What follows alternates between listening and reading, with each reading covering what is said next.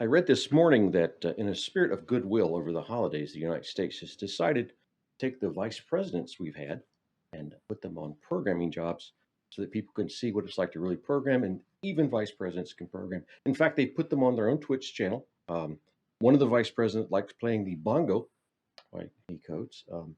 So if you're interested, be sure to drop by and check out the algorithm. Hey, guys. You get this stuff for free. Imagine that. You don't have to pay a thing for these jokes. Humor. I'd rather pay for something funny. Well, when you tell a really bad dad joke, you have to like do the fake laugh, like ha ha ha, so they'll understand that they're supposed to laugh.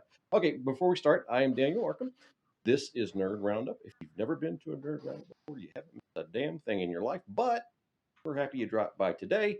What is a Nerd Roundup? A Nerd Roundup is just a bunch of friends getting together end of each week, talking about news that nerds are interested in and kind of what we've been talking about. We talk about programming, project management, org change, anything that tech folks like to talk about. Why are we doing this? We're not doing this to sell anything or anything of that nature. I think a team that can relax and have fun is a team that can do damn near anything. The only way I know to show you how to do that is just perform it in front of you. So here we go. Today we have Scott Ambler, James Grinning, and Greg Young. Hey, guys. Hey. Howdy, Dan. Hey, Plaza. So, Scott, what you been up to this past week? Oh, year-end working nonsense. So, usual, everybody's in a panic to get stuff done. So, crazy hours. James, how about you? Well, I decided not to do any more work this year, so that's working pretty good for me. I mean, not any work where I get paid anyway, But, Sleeping and then I laid around in bed for a while today because I got my third COVID shot yesterday, and thought there's a good excuse to lay around in bed, and so that worked. Wait, you're only on your third? I thought we were at 17. Yeah, you get a free. Yeah, I've been resisting it. I figured I'm probably not that susceptible. I'm not in a high risk group, but we're going back to Chicago, and the grandkids got it, and it's like, okay, what the hell? I hear you get a free pandemic once you get to 7 shots. And seeing them, I'll get jabbed. Yeah. Mr. Greg, fair enough. Yeah. What have you been doing? I chose to get it. I'm just saying. I'm just waiting for the next vaccine, where what they do is they just inject you with COVID. Well, after you get this, you'll be immune for it. Yes, one way or the other. We're looking good. That's all. Sign up for that one. You're going to have some slight side effects for a few days, but afterwards, if it's only a few days, yeah. Yeah. How you feeling? Bam. How you feeling now? I feel bad. I'm bad. Oh, what have I been doing? I have been. Yeah. What have you been doing? I've been playing with Advent of Code. I just started yesterday. I got to on day 4 now. And if you haven't done Advent of Code, it's a hunk of fun. I then took what I did on Advent of Code and turned that into a blog entry I called F# Good and Bad. I have a picture of a cat on it. So yeah, I've been doing things I consider useful. Nobody else in the universe probably does, but I enjoy doing these things. I'm wondering about your comments in that code you just showed us. Yeah, they're really helpful comments. Well, hang on. Let me see the back to the code. Back to that code. Okay. Oh yeah. System.collection.generic. I'm really glad to see that 3 times in a row. Actually, those are not comments. I don't think. And then string. I'm really glad that's letting us know that that's a string. That's really. Those aren't comments. I think that these are comments. I don't know. What I did here was I set up a sort of a template for doing the coding problems, and this is just a Scratch file. I just throw in it for every new day and then fill it out as I go along. All right. Where did you guys go? Yeah, it's not. There's no actual programming going on here. It's more like crossword puzzles. Hang on, I've lost your video somewhere. Oh, I know, because I've maximized the. There we go. Here we are. Yeah, it's like Sudoku for programmers, is what I consider it, and I think part of the fun of it is just taking your time and then deciding how much you want to clean up versus how much you just want to go to the next day. It's if you like crossword puzzles, fun. Yeah, I would. This is matter of fact, that's the purpose of my blog this morning was the fact that this is me thinking aloud using code. This is not code I would send to anybody or sell or anything like that. It's just like a diary. Guys are gone.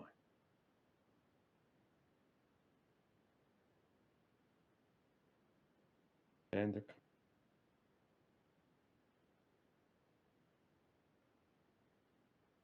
Off mic moment. Yeah. That's Yeah. really important. Putting us on a mic. Yeah, so the purpose of the There he blog, the purpose of the blog was to show that this is just me thinking aloud, sort of doing a diary using F-Sharp, and that's okay. Programming can work both ways. It's not just you and your brain sending code to the universe. It can be setting things up in code and then realizing, hey, wait a minute, I need to do this other thing because I learned something. You know what I've been waiting for most of my Christmas. life at this point Santa? is when I can actually plug a cable into my head and use a REPL. Okay, so you really need to consider like the going both way part of this because it's important. Yeah, humans are like inherently super illogical, and I think we really don't realize that until we program. Programming just takes whatever we consider symbols that are coherent, you stick them in some a sort of semi-math situation, and realize, damn, I really don't understand what the hell I'm talking about. We're not really very good at it. Just saying. I suck at coding, and it's one of the reasons I love it so much. It keeps me humble. It keeps me reminding me as I get older, I'm actually worse at it. And I think it makes me a better teacher because it's like I struggle more, so I don't assume so much. I think I've mentioned it prior. In my family, I have an astrophysicist. And we've also got some friends of family who are mathematicians. And, I'll be sitting working with them through some very complex mathematics. And they're like, mathematics, it's a hard.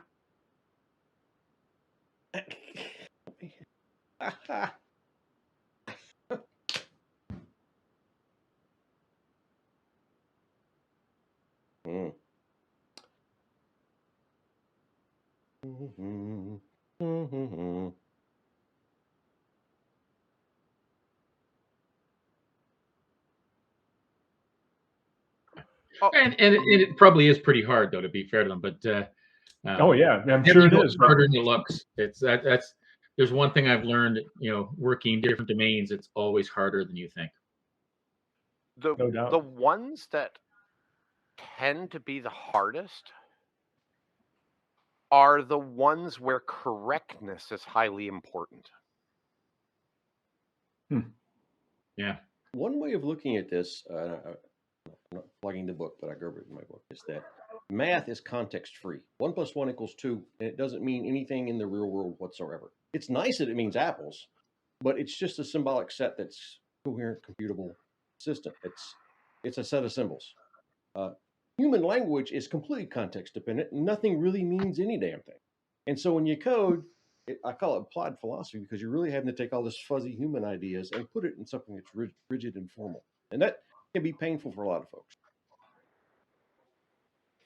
Well, but there are fuzzy languages. Would you like to describe one of those?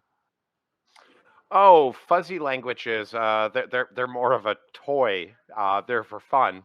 So like you don't have an if statement. You have a probabilistic if statement. Oh yes. Yeah, and in fact, you can take rigid mathematical constructs. You can make fuzzy things out. We're going to get to this in a second. Yes, very much so. And when I talk about programming, I'm really talking about that sort of Haskell category theory programming, not what you did with Visual Basic in high school. It's the same thing, but it's much more loosely typed. When you really code, it catches you when you screw up. Again, they're gone.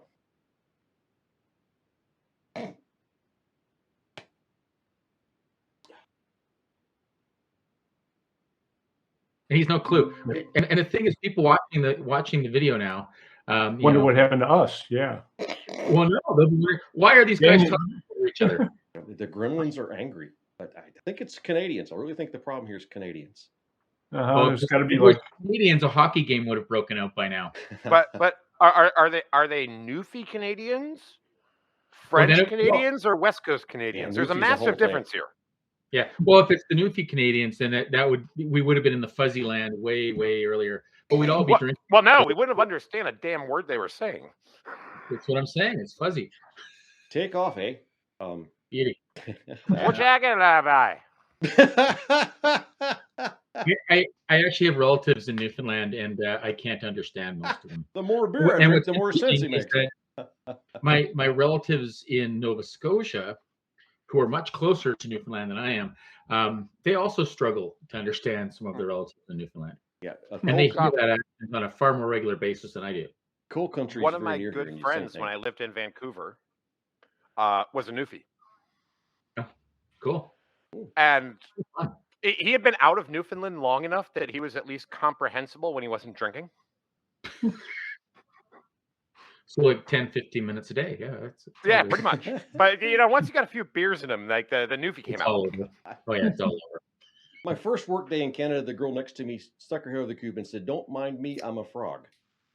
And I had no idea what the Oh, hell she was talking. And of course, she. There's actually a term, frog, which is referring to the Quebecois. Yes, I know that now, and I knew that at the time, but I just had never had somebody introduce himself as an animal before. I didn't. Referring as what? What does frog mean? Francophone. French Canadian. Oh, French Canadian. Okay. And Well, I- normally not French Canadian. It's normally just French. Yeah. Okay. So yeah, I knew that one. Definitely. It French. originates because you eat frogs' legs. is that? I'll be danged. Well, okay. They don't look like frogs. I know that. Well, that's You okay. haven't met many, have you? I met that one. She just very cute, actually. She looked nothing like a frog. Oh, you have to be very careful in Quebec. That they are utterly beautiful until they hit about 36. The frogs are the people. What do you get a 36-year-old frog, he's going to be ugly. I can tell you that right now. Yeah, Probably has some giant legs though. Well, see, I did not. The weird thing was I'd heard frog before, and I just thought it was a derogatory. For her to self-identify, I was like confused. It was uncomfortable. I did not call her. I called nobody a frog. I was afraid of frogs for some time. Yeah, that's Well, you can call your own group by your derogatory term. I mean, there's a lot of precedent for that. yeah. Right? Maybe she was baiting me. She would get the American dudes to start calling people frogs, and then we can punch them in the head or something. They would probably do that. They're going to punch you if they're with you directly anyway, probably. Anybody One who's worked thing with you me over one a thing day you will probably. find And then they'd apologize because they're Canadian. Yeah. one thing you will find quite funny is, let's say I'm bringing over one of my friends from Toronto Center of the universe. to Quebec. Yeah. And now I'm out in a pub with them, and I'm talking with people, and je parle français fluidement, c'est pas un problème pour moi. And they don't speak French, and they will get pissed on. The American knows more French than you do. Yeah. Yeah, but the smart Torontonians will just respond with, "Oh, I forgot to ask. Do you guys take American money here?" And then suddenly smoke it again. Well, we have when I was Cajuns. out there, the answer to that question was generally, yes, we'd be happy to take it. Yeah. And suddenly, their ability to speak English improves dramatically. Quebecois are really kind of French. I'm kidding. French rejects. So we have the remember Cajuns that. who are like rejects from those guys. The double rejects. Yep. Well, it's just, anyways. Although the Quebecois did something quite interesting in return, though. The Quebecois rejected the church. Well, the French people got really mad at that. Something about the Reign of Terror, I believe, is a big deal. Yeah, the Quebecers, like when they came over, for a large part, rejected the church back in Europe. Yeah, and they lived as heathens. People don't realize this. We talk about people coming to the new country for religious freedom. Most of the time, it meant freedom to be assholes. Puritans wanted to outlaw Christmas. They had this big set of rules, and the French, it was not freedom to get along with everybody. And they're gone again. Now on to weather. Thousands die in tsunami. Hey, how about those Dodgers?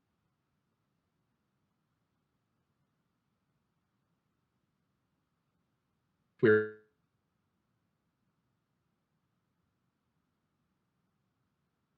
come back. So, guys, what I've decided to do here is you guys just keep talking. I will keep talking. Greg, the first article was holograms. Very, very cool hologram technology. If I have time to scan that. Greg put in and here's how it works. Even more cool. This is They're talking about true 3D light field holography, which would be freaking awesome. But Greg has an article, so I want to cue this up before we completely die.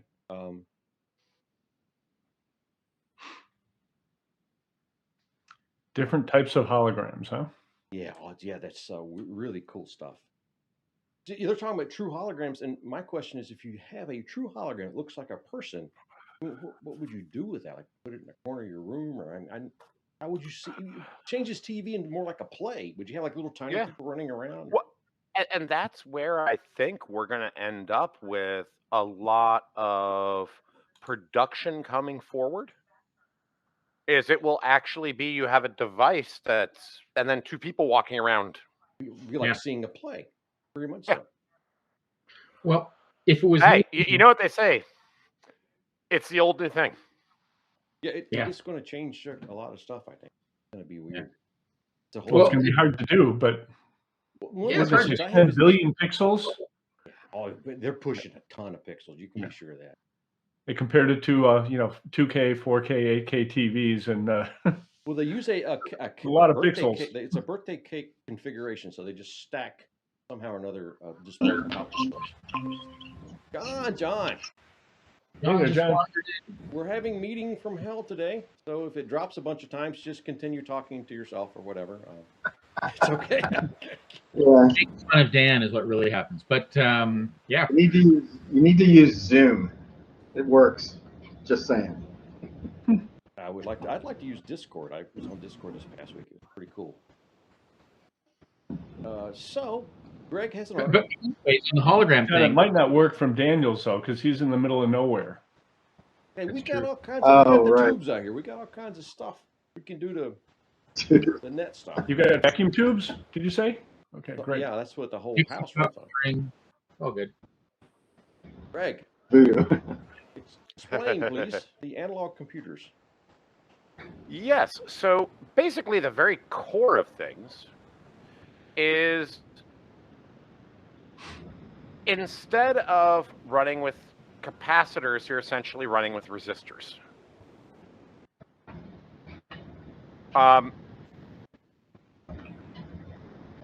And it's basically bringing everything more to an analog model. Like it's kind of cool. So one of the great quotes in here is, in resistive memory, you do not need to translate to digital or binary. You can remain in the analog domain. It's a potato. It's a potato. It's a tomato. It's yeah. Wouldn't it be a lot of resistors to calibrate? Holy cow. Well, you'd use a computer for that. Well, where things start getting really crazy with this is when I say this is going to make total sense because it's analog, is what they've been focusing this on is dealing with neural networks. Oh, yeah. Where I don't necessarily want a perfect signal. I have been auditing an MIT course on neurocognition, and I've decided that you guys are gone again. And the brain be a very, very complicated thing. More like a plant. Ready? Come back. I'd like to sing you the song of my people. Over the wind.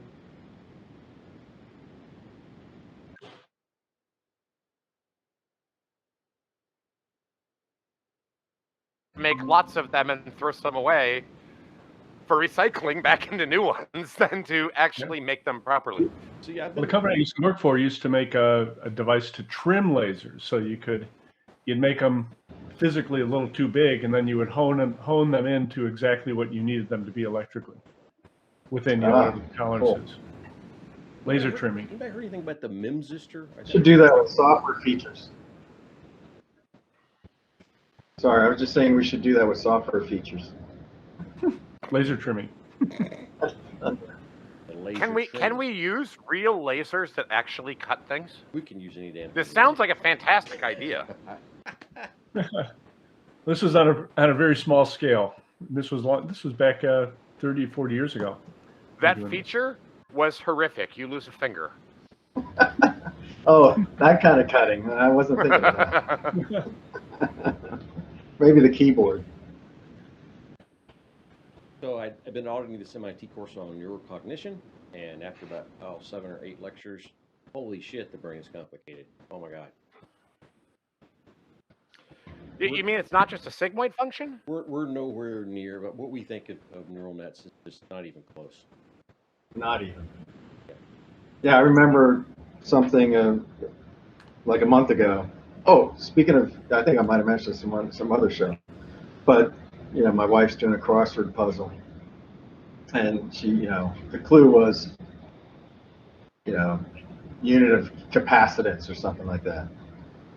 And I immediately blurted out the wrong answer, but then immediately followed up with, Farad. So I forget what I might have said ohm first or something, but then I said, Farad or something like that. And then I just stopped and said, because I was doing something else. I'm not doing I'm not thinking about electrical engineering. And to your point, like, I don't know, could a computer do that? I mean, to me, how does that work in your brain? To dredge something up that I probably learned back at Ohio State. I don't do that work for a living, right? When was the last time I cared about the units of capacitance? Each but it was somehow. Each neuron can have tens of thousands of connections, and that's not counting the synapses where it reaches out. Wow, one neuron is probably more complicated than some of our nets.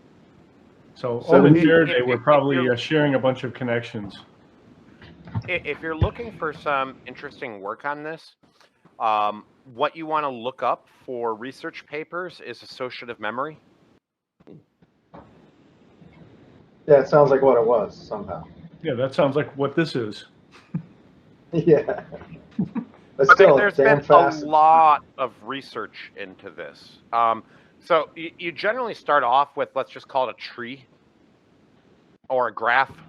And basically, I have weights between things. So I have the color blue and sky as two concepts and a link between them that has a weight associated to it. Now, I might have another link from sky to airplane with a weight associated to it. So now when I see blue sky and it's in context of an airplane, we have an idea what people are talking about. But be aware. Probably the sky is not STAD. Yes. No. Right now. No, but you see, you're coming from the outside of the brain looking in, and we've been doing that for hundreds of years now. It's all we got. But for instance, we talk about different parts of the brain like speech and memory or whatever. That's not always true. It's not as if they're little modules that do things. You can be born with half a brain, like I probably was, and still look pretty functional. So your brain is not some modular system of things with weighted connections. It's just that system of modeling works out kind of close to what we do. Right, it's the best we got. Yeah, it's cool. Well, the I would really agree. interesting thing about that model is that it's massively scalable. Yeah, but nowhere near a brain. It is mass for us. 17 is a pretty big number for me, but not for the neural. Yeah, I can take my shoes off once we get past 10. Okay, so holograms. Next topic is conferences. I talked to my wife yesterday. She says, you should make a list of conferences you'd like to talk at or go to. And I'm like, holy cow, is there such a thing? And it turns out there's a bazillion of these things. There's a product management, there's project management, there's agile, there's testing. And so my question to you guys is, do you have any lists you use? And if you do, what are the cool conferences you would recommend?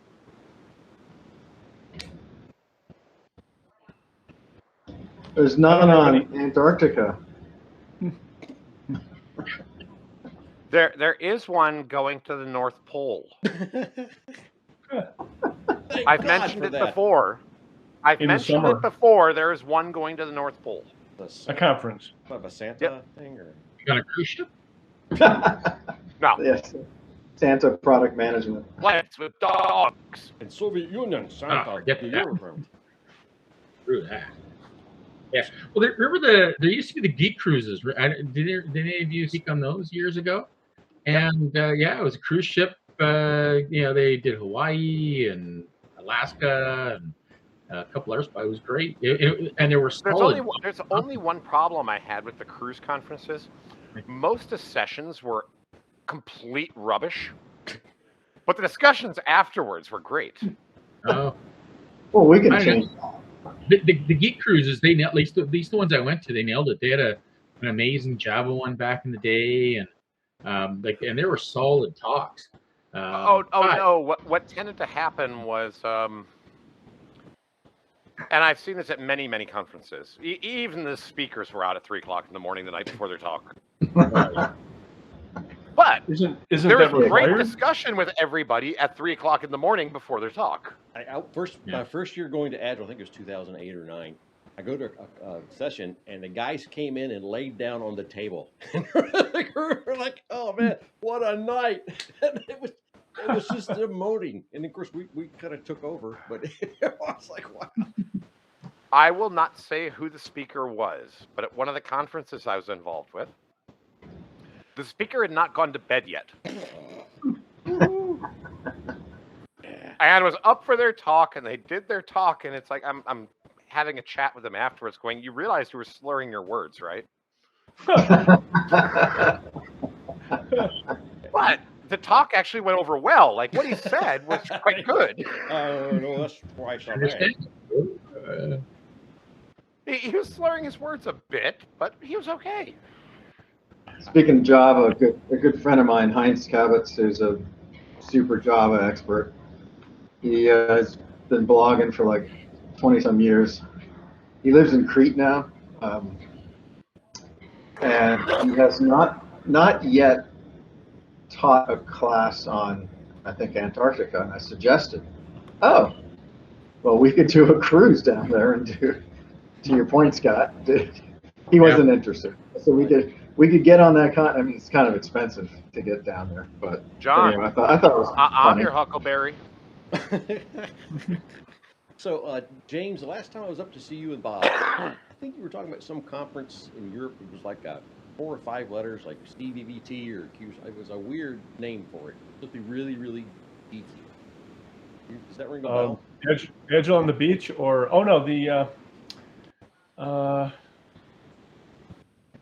It was like C++. ACCU. ACCU. ACCU. And I had to remember it because I made up an acronym for it. It wasn't that the organizers weren't so happy about my makeup, but it was Aging C and C++ users. Oh my God. But Yarny was there, and then who's the guy from Big Bank, Lakos, which he has a reputation for making sure that everybody parties way too much. Oh goodness. And but that was in Bristol. Really nice conference to go to. I don't know if they're doing it anymore, but England's kind of shut down. So I got into coaching, and I had this dove in, coaching 10 or 20 teams at a time. There's this huge company, and I went from being a technical PM to here you are, and I had not really read any damn thing about Agile story points. I just kind of dove in because I knew how to deliver stuff. And so I got to speak that year at the conference at Agile. And I walk in, it was about non-standard teams. And I walk in, I said, I really haven't read any books about Agile. And you could hear the groans all through. Everybody's like, oh. I'm like, whoops. Don't say that again. It was a bad thing. That was a joke. Yeah, just who's joking. read those? They were probably all authors coming in to see, the competition look like. I don't have a CSM. Well, the funny thing with most of USM. the Agile books is you could summarize them down to a couple chapters. You don't want to know my opinion on that because I think there's a word pablum. I think it covers a lot of it. Just happens to be esoteric enough most people won't follow. But What I particularly love are the Agile books that start becoming 400 to 500 pages because they've brought in all kinds of formal process to Agile. Yeah, I really struggled with my first book on just software backlogs because I was trying to do what everybody else has done, and that is try to physically model how you make stuff people want. And the weird thing is we are born we can do this at age 2. But somehow when we become programmers, we start trying to model this thing. It's really an exercise in AI. It's a neural net thing. And you just, I'm trying to remember what book it was.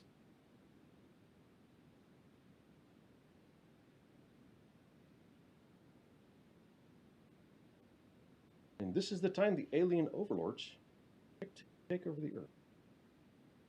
We all ran screaming into the night.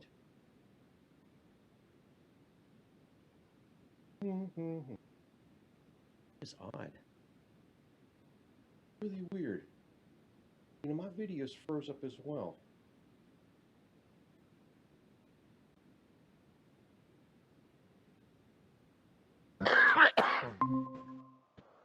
Oil and natural gas. There was actually a reasonable argument some time ago in the Agile community about how much work should be. Could be.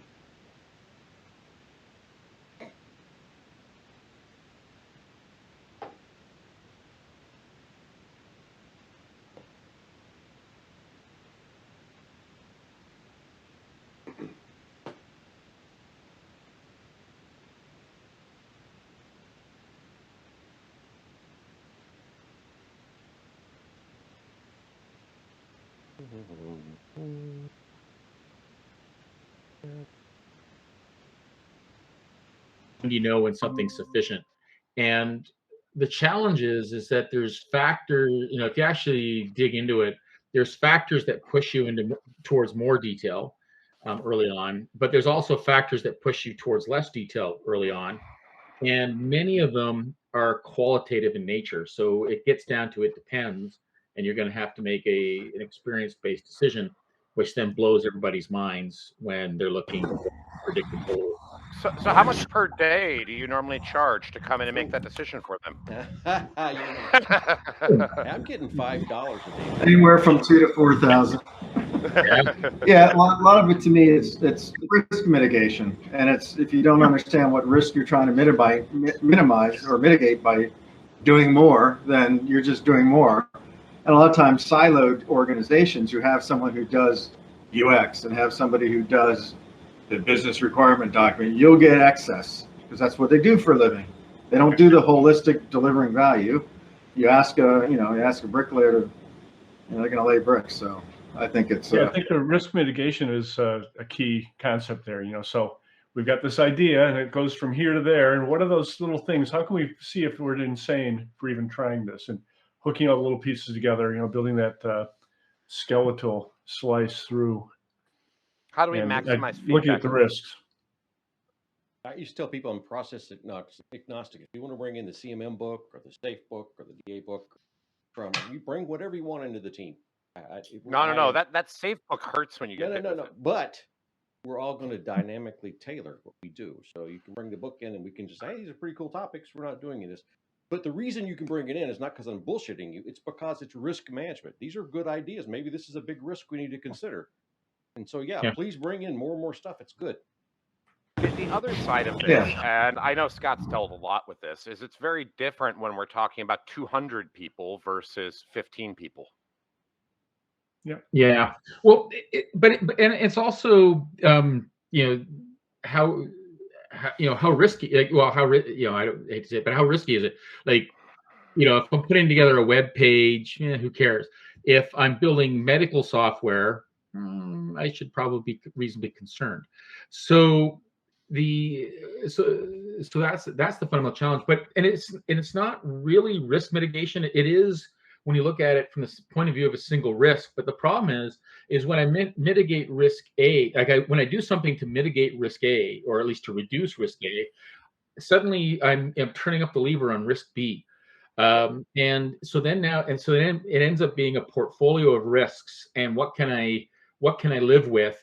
And what knobs can I twist basically to get it to some sort of risk profile-y thing that I can live with. So Scott, I'm wondering. You might start off and just as a random thought, because we used to do this in a financial company. So dealing with technical debt, we used to issue debentures. Yeah, cool. Is there a way that we could do the same thing with risks in terms of building a portfolio?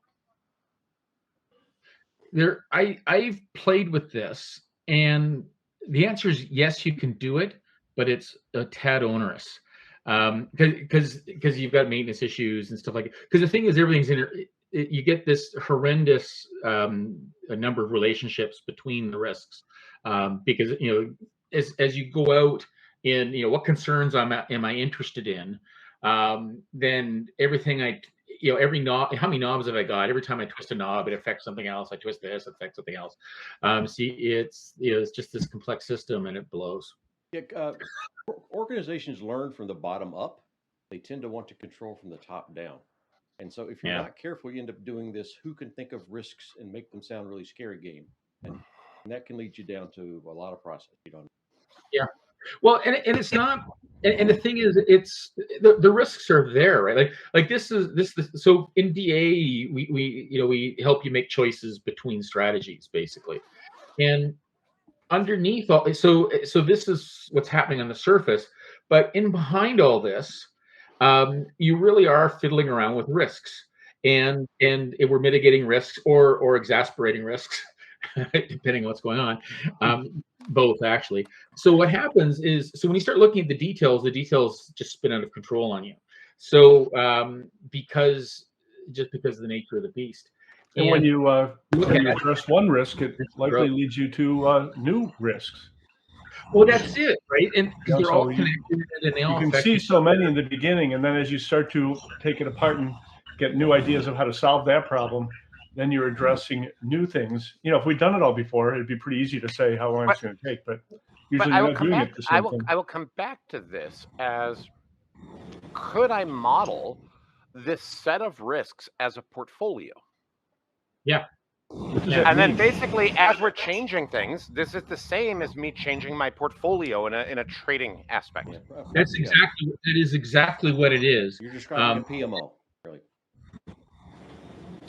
Yeah, I think, Greg, one of the aspects is consider some of those as NF, non-functional requirements. If there's things for compliance, if there's goofy things that often are dealt with either architecturally or process-wise, 5 years later, nobody remembers why the hell we designed it like this, or what's this blocking thing in our damn process, and you forgot about it because nobody wrote down those. Like I always use the wiki, for example, for all the stuff that you can't divine by looking at the code. And these are classic examples. If there are huge drivers that cause me to do something architecturally for performance or for compliance or whatever it is, call me verbose. I'm not anti-documentation. I probably write more wiki pages than most on Teams. And that's how I've handled it. Could it be more? You could probably build a taxonomy and probably build a tool to do that. But this is actually related to the neural net question, because what Greg was asking, can you model like this complex interaction of hundreds of people trying to deliver a product to market, deliver value, manage risk? And the answer is sure. You can model a neural net the same way. And what you're really trying to do is get a good enough model that you can sort of make decisions about risk with. And that's kind of no. I don't want to make that decision come out. I want probabilities to come out. Yeah. You want to see the effects of things, right? You want to simulate the effects of things, right? Because I'm thinking about making this decision. Wonder what'll happen. And if I do this here, what happens throughout the rest of this graph? Yeah, exactly. Yeah, and the problem is there's so many. It's depending on the level of detail you go down to, because it's not useful until you go down to a reasonably granular level. But by going down to a reasonably granular level, it gets exponentially crappy. I've been in on a lot of these things, guys, and you get to business domain and architectural drivers very, very quickly. You think it was some sort of, you can do abstract taxonomy, but no. At some point, there's some real architecture happening in the background and some shifting business landscape you're having to deal with. And so it's a mess. You can do that, but it's a messy process. It is, yeah. And how do you make some of your decisions reversible? Yeah, right? Well, and this is a big part of things. Yeah, I speak in palindromes. Way to make your business decisions reversible. Palindrome words spelled the same way forward. The next article was going to be about chickens and done.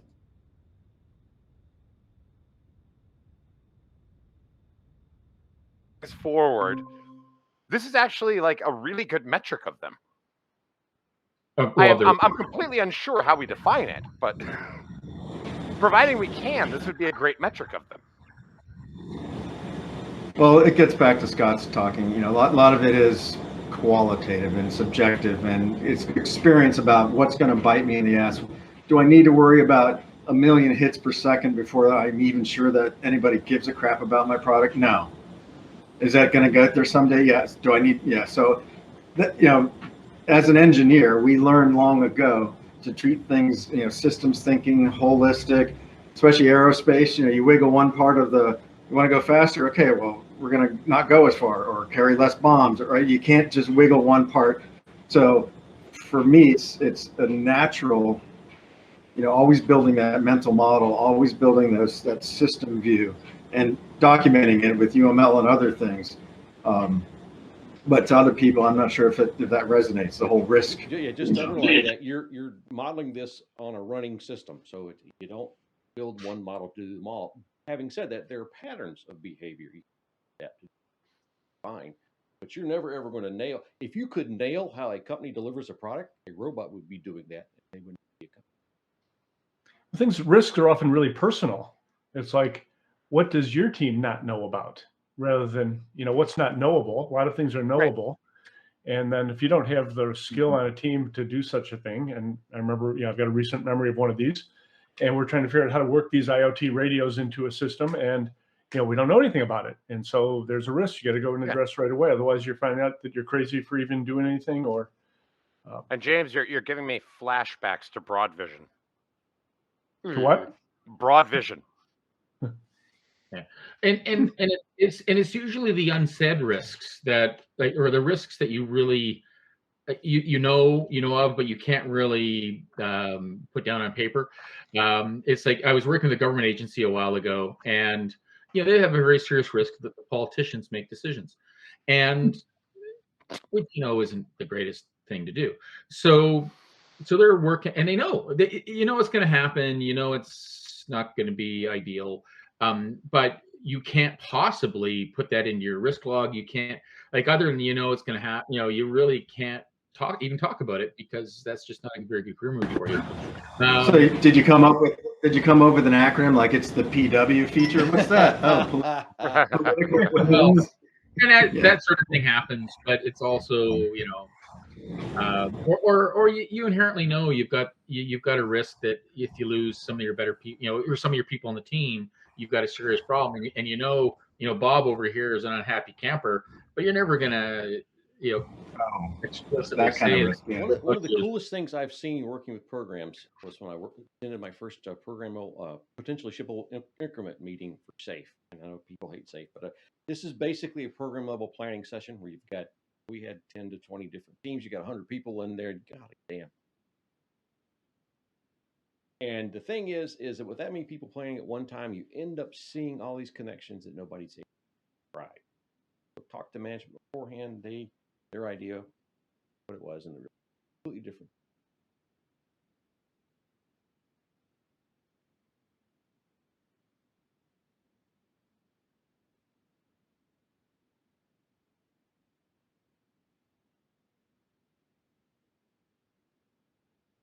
A lot of times you really do end up downstream without people knowing how you got here, because there's never those risks. It looks like the hat is changing. Every time it drops, I'm putting a hat on. Santa. You going for Santa's the back now? The pointy top is what you want. I apologize, guys. James has to leave at 10 till, so I propose that we try to push forward another 5 minutes or so. And no, keep going. Don't worry about me. But yeah, I wanted to talk. This planets one is an interesting one. Oh yeah. I think it's part of the plot to make sure there's no American named planets, and trying to get back to having some planets named by Americans. I will die on this hill. Pluto is a planet, damn it. Okay. I know Pluto is a planet. I mean, what's Percival Lowell doing? Pluto. There was an article by an astronomer. Pluto died, and I was the one that killed him. And this was a real article. Yeah. Let's see how big of a parade. An article with this one. And they're gone.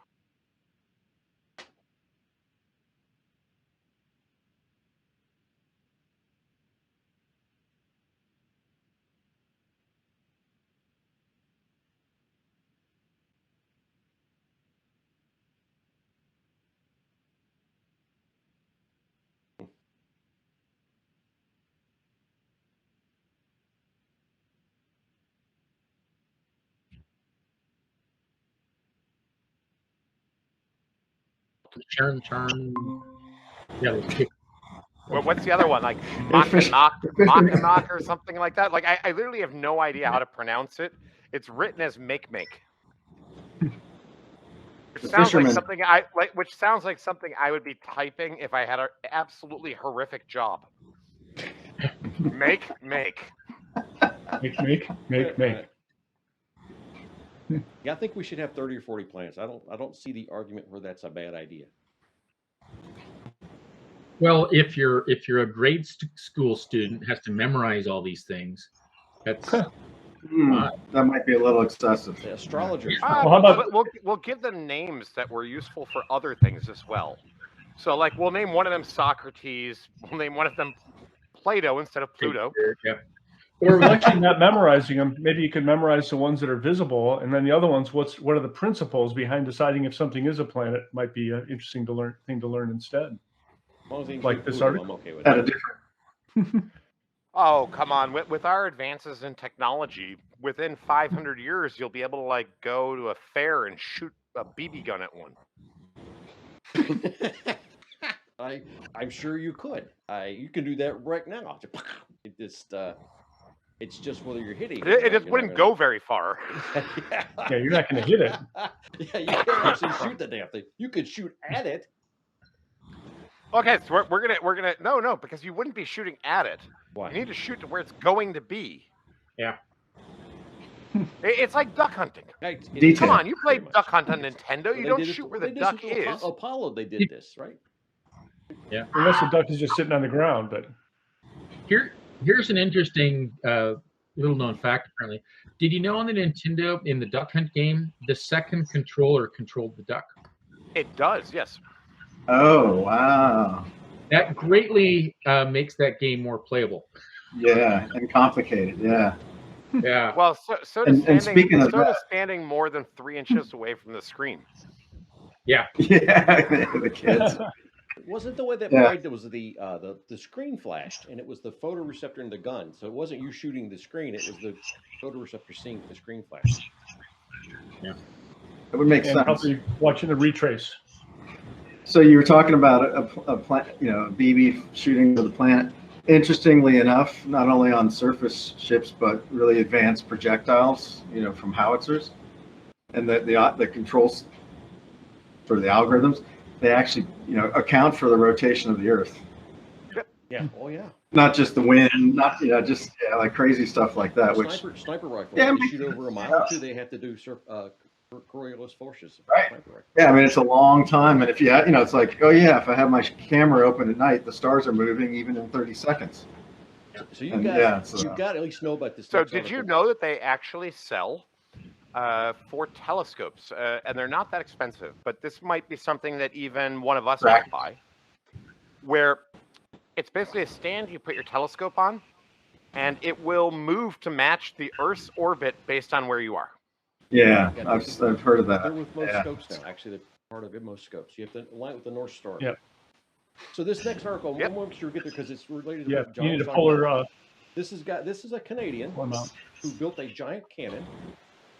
Yeah. To shoot satellites into orbit, and he was killed by the Mossad, the Israelis. So it's just a hell of a story involving Canadians, big guns, satellites, got everything you want. Oh, because he was building Canada. One of these things for it's blame the Canada. Iranians, right? Yeah. He was doing it. It was either for Iraq or for the Iranians. Like one of the countries that Iraq. It was Iraq. Okay, yeah, they had an issue with Israel, and the Israelis didn't appreciate the big gun that he was making, and it's like a round gun. It was an intercontinental cannon. Was what it was, and he could build one. Yeah. It's possible to build one. Yeah, I wonder. Yeah, the Germans have World War II. No, I mean I'm talking about a 3,000 mile shot with a cannon. Okay, that's a little longer. And hit the target. And hit the target. And you can do that, then you can put a booster on, and you've got satellites. It's a perfectly plausible thing to do. It's just the Israelis did not want like this kind of gun kind of going out into the world. For some reason, they didn't appreciate the concept. Right, the pure physics. Yeah. The physics is awesome. Getting killed by Mossad. They weren't science of it at all. They shot him. Maybe as a child, he saw the movie A Trip to the Moon, where they basically shoot a big bullet at the moon, right? Yeah. One of the problems he had was getting the right powder, because it was such a huge charge. Projectile would leave the cannon before it was finished. The powder was finished burning, so he had to move to a solid projectile charge, which made things quite dangerous. But it was not. It was very easy to do. As a matter of fact, they just shut him down with a gun. It's a pretty vulnerable weapon because it's going to just be sitting in one place. The one he was building, so. But sure if you got to use it a couple of times, it's like $3,000 a shot. Wouldn't it be nice for $3,000 to put something in orbit? God, that would be awesome. Yeah, but the thing is, like, what and people have done this, right? You build you get the prototype going, and then you improve on it, and you put it on a train or something, and then you can start moving around. Oh wait, no, nothing like this ever existed, No. and there's never been anything named Big Bertha ever. Never. Hey nerds, I gotta go. All right, see you, James. Have a good one. Thanks for coming by. James. What's next here? This was the AI story. Guys are.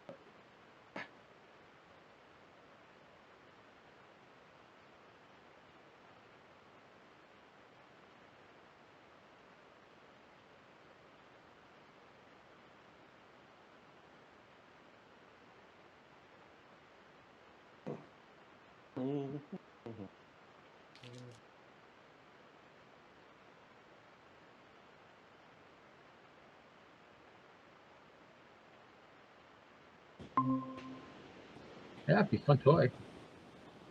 Oh, here we go. Hey, guys.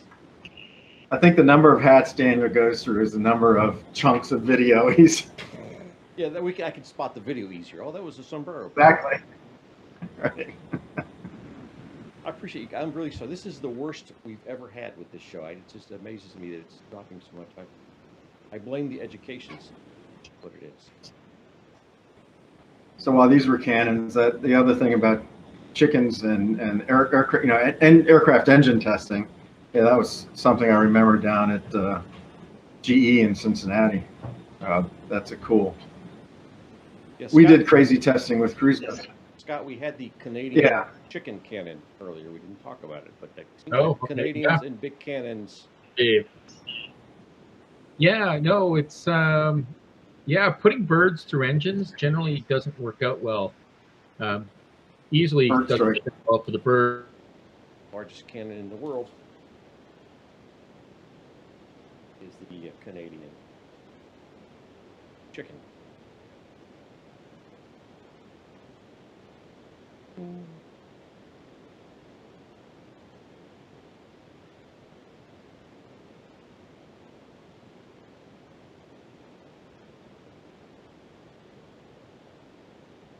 The reason they do the frozen birds is because you might have a bird that gets dragged up, then freezes, and then goes through. Then falls down, yeah. I was just assuming it's easier to shoot a frozen hard projectile than a soft one.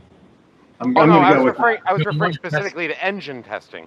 They literally use both fresh and frozen birds. Yeah. The Canadians have the largest chicken cannon in the world. 15 inches, I think. That would be turkey. Big chicken. Yeah. There used to be a comedian called Super Dave, and every week he had the chicken cannon gag. Check him out on YouTube. It's really corny but funny. Also, this story, talking cats. It turns out there's this whole genre of talking animals on TikTok and the internet. I did not know this was a thing. So if you're interested in this, there's a bunch of links here to talk. Most of them are dogs, but there are some cats. And by talking, I mean they push little buttons, say what they want. It's cute. It's got. Okay, I had to look this up, Scott, but it appears to exist. Super Dave, yeah. No. There appears to be a cod cannon in Newfoundland. Oh, a cod cannon. Fish cannon. Oh my God. Where would that would smell? But could lead to a war. Where these days? Yeah. Hopefully, it's not a cod piece cannon. Dang new fish with your fishes. That's my Bernie Sanders, I think.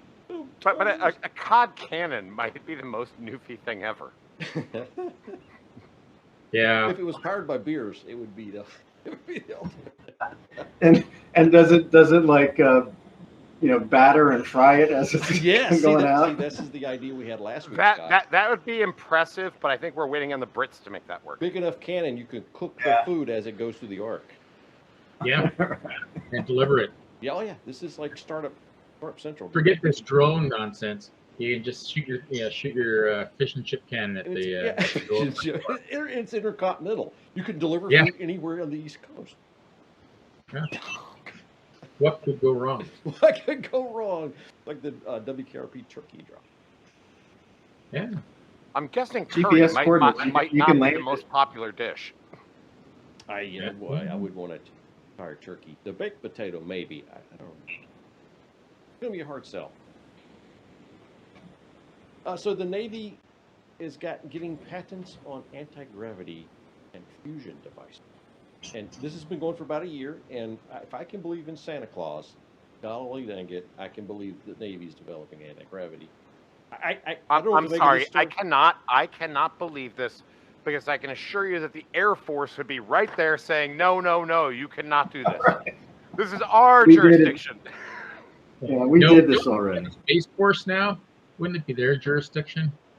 But anyway. I don't know. I still say it's a USS, Starship Enterprise. That's not an Air Force designation. That's a Navy designation. Just saying. Best bet. Star Trek has. This is a total head fake and bullshit thing by the Navy just to try to get other powers to invest. That's the best expert guess we got. I don't know. Well, that would be funny. 200 patents. What's hilarious is that if we actually had anti-gravity technology, that would revolutionize our understanding of physics in so many ways that we would probably also have interstellar travel. We would probably also have... Yeah. Like, they're real assholes if they've been hiding this. I'm going to write an angry letter. I can tell you that right now. You'd have to do a heck of a break. You're going to need to put on your blonde wig and change your name before you do. This has got an EM flux detector. We all know that the flux is a very important part of any sort of time machine. Yeah, as long as you got 1.21 gigawatts, you're good to go.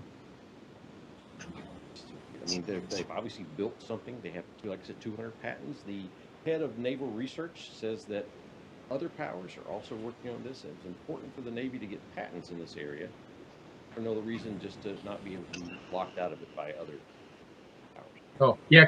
I have no doubt that the U.S. military respects other countries' patents. Oh, yeah. Yeah, absolutely. And obviously, them putting what they actually have into a patent in order to hide it makes total sense. Well, there's a secret patent system, I think. Good strategy. I don't know. I think in the Santa sleigh would be for the next thing to do here, because there's some debate over exactly how that works. Yeah. Well, I got to admit, though, I think it.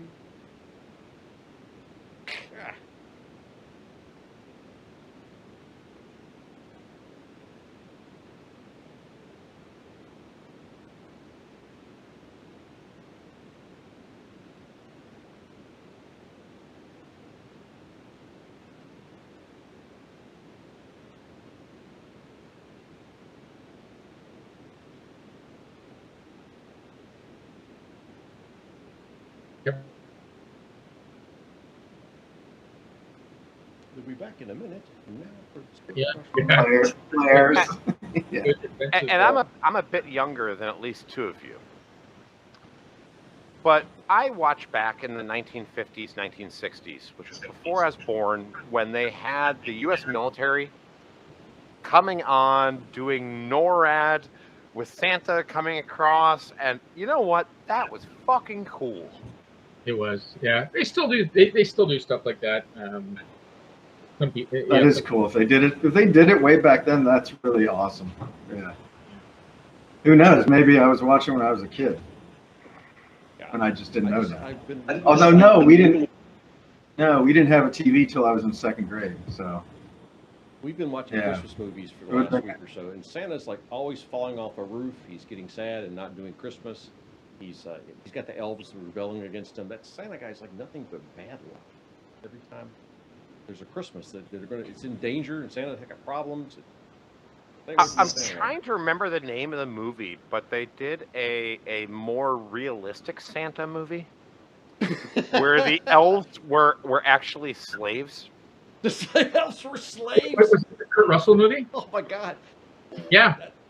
There's a new Kurt Russell and Goldie Hawn Christmas movie on Netflix, and the elves, the elf background is A little sketchy. little sketchy, very realistic, but yeah. Christmas Chronicles, also a Kurt Russell movie with Santa. Yeah. Excellent movie. Most awesome. They did a sequel. It sucked a lot. But Christmas Chronicles, if you want a happy one. What's the name of this? Actually, wait. I think it's South Christmas Park that did Chronicles it. too. Yeah, that was the sequel. Wait, no, it wasn't South Park. It was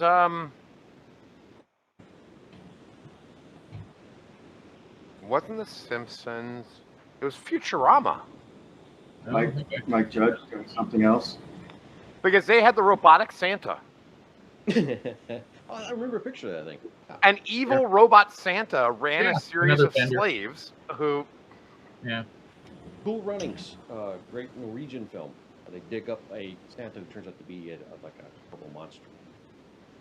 I'm not Well, sure these- that's these are quite just the right all film terrible. there.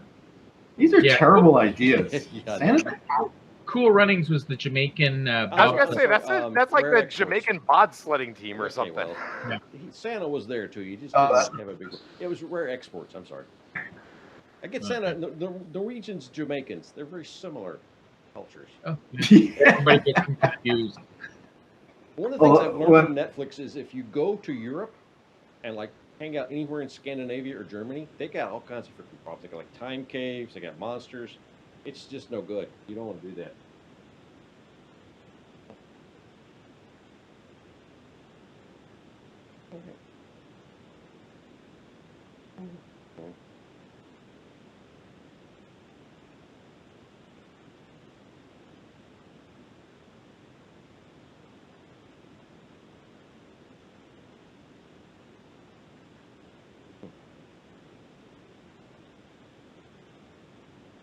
Yeah, there you go. There he is. Okay, guys, let me segue off here and do the goodbye, and then I'll come back and commiserate and drink heavily. Okay, hang on a second. Yeah. Are you bringing the whiskey? Yes, it's internet whiskey, much as you will. Okay, so you've wasted yet another hour of your time, along with my friends here, and I'm very sorry for the internet performance. But you've been watching Nerd Roundup. I'm Daniel Markham. I have a site, I have a book. I juggle, I tell stories, and I whistle and do karaoke. Please come by again, and I will see you on the internet.